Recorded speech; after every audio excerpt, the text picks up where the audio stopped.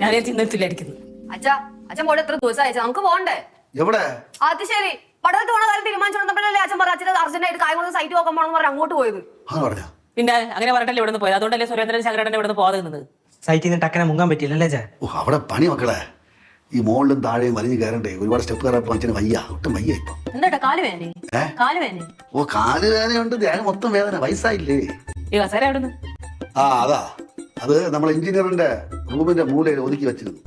ഇപ്പൊ അത് എനിക്ക് ആവശ്യമായിട്ട് തോന്നി, ഞാൻ ഇനി എടുത്തോണ്ട് വന്നു. എന്താ സംസാരത്തിൽ ആകെ ഒരു മാറ്റം? ഭയങ്കര ക്ഷീണം, വയ്യ.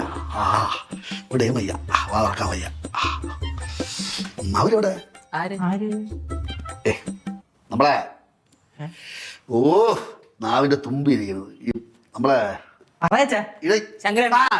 നേരത്തെ പറഞ്ഞു കഷ്ടപ്പെടുത്തുന്നത്. അവരെ പിന്നെ അവരെ ഓർക്കാണ്ടിരിക്കാൻ വഴിയൊന്നുമില്ലല്ലോ. ശങ്കരനും സുരേന്ദ്രനും പോയില്ല, എന്തിനിവിടെ കിടന്ന് ഇറങ്ങുന്നത്? അതല്ലേ